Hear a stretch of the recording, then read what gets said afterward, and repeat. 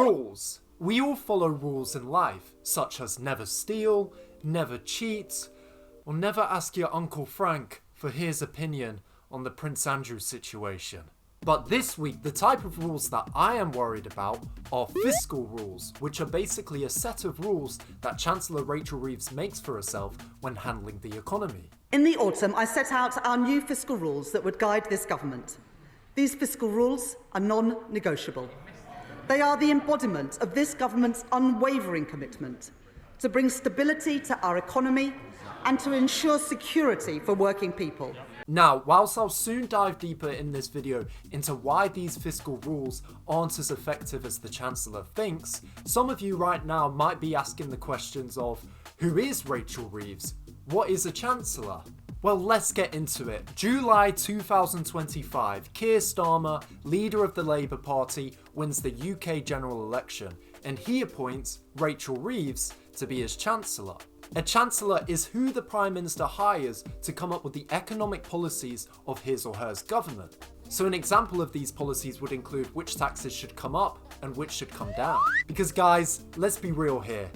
Most Prime Ministers don't have a f***ing clue how the economy works. For goodness sake, they don't even know how to save their own pocket money. It's as difficult for them as it is for Neo to balance out his time between his 4 girlfriends. But as I was saying before, when Rachel Reeves became Chancellor, she set herself fiscal rules. And let's break down these fiscal rules. 1. No borrowing unless it's used for infrastructure. And what I mean by borrowing is, you know when you were at uni and you applied for a maintenance loan, and basically that was you taking a loan out of student finance? Well yeah, that's basically borrowing, but the Chancellor instead is taking a loan out from the Bank of f***ing England. And 2, if UK debt is expected to fall within the next 5 years, the government then can use money from their £9.9 billion fiscal headroom. And fiscal headroom is basically a little savings pot that the government can have to the side. And they can use money from this little savings pot to either cut taxes or put more funding towards public services such as the NHS or schools. But that is only if government debt is expected to fall within the next 5 years. Oh, and another but, if the economy doesn't grow, then that pot can vanish.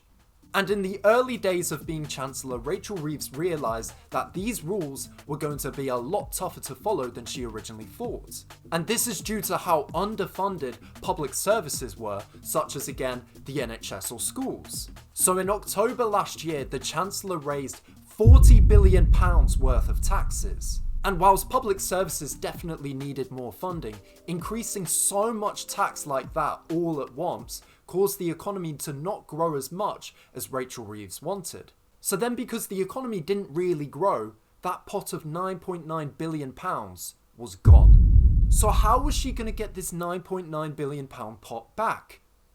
Through cuts.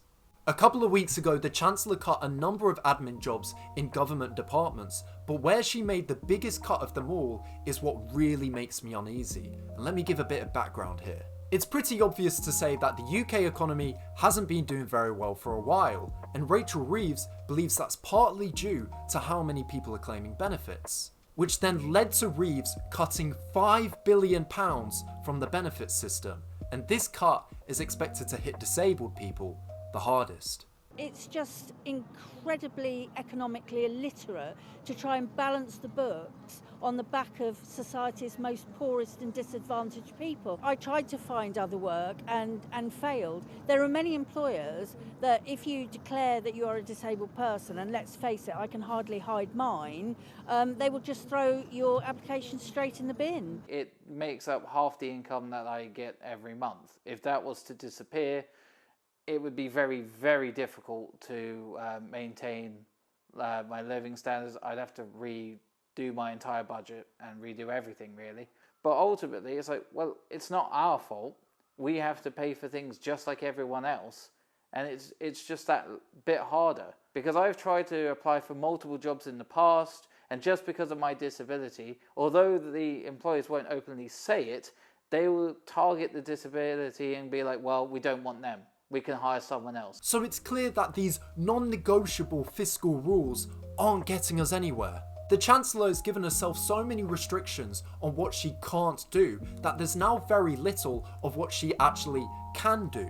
And it's not just me who thinks this, by the way. Rachel Reeves has the lowest approval rating of all cabinet members amongst voters, even including Labour members. In fact, she's bringing such damage to her own party that the Chancellor could see a big rebellion to her benefit cuts because of how many Labour MPs are furious with her plans. Can I ask the Minister, when they made the decision, to go down this route, did they understand the pain and difficulty that this will cause millions of people, millions of our constituents who are using food banks, who are using social supermarkets, people who are on the brink?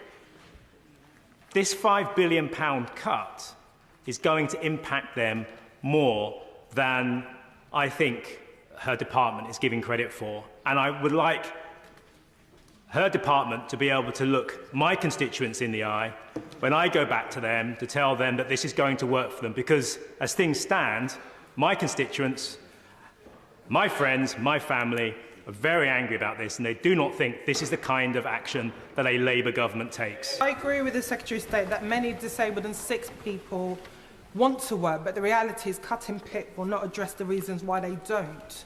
The Secretary of State outlined the reasonable adjustment framework for disabled people. It's hard. It's very hard to navigate. It took me 6 months to navigate that for my member of staff in the place where we legislate. And not only all that is important, but her fiscal rules are now going to be a lot harder to commit to because of this. In the last few minutes, US President Donald Trump has announced sweeping tariffs on goods imported into the United States from all countries, including the UK. That's right, if you remember the video I made on the Honey Monster's plan to impose tariffs, well, the Honey Monster imposed those very tariffs with a 10% tariff on the UK and a 25% tariff on all car imports. So what I want to do for the rest of this video is quickly break down the 3 steps that the Labour government should take to not only improve the economy, but also improve living standards. Step 1. Get a new Chancellor. Look here, if you somehow had free time and you were scrolling down on YouTube and you clicked on this video because you saw my face and thought, wow, that is the face of a man that only speaks nothing but intelligence, well then you're damn right. And listen, I get it. Sacking someone you've been close to for a while is going to be pretty awkward. It's awkward like having to tell someone that they're not invited to your wedding. Or awkward like watching a Nora with your Christian grandparents. But no matter how awkward it's going to be, the Treasury needs a shake-up. Step 2. Change the fiscal rules. This one's pretty self-explanatory. Just change them. Create more rules even that allow for more wealth or corporate redistribution. Honestly, whoever you hire from Labour, I'm sure they could come up with better fiscal rules than the ones you've got currently.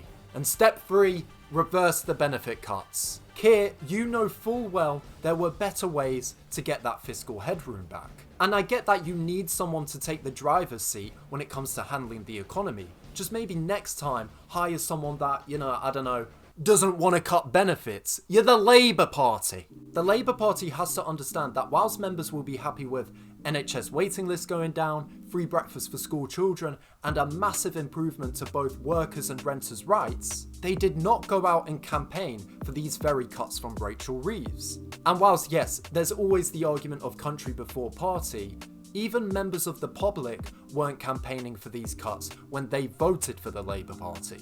It's a bit like how nobody campaigned for Fanta flavoured chicken wings at Nando's. Honestly, who the f*** is ordering that and nibbling on them?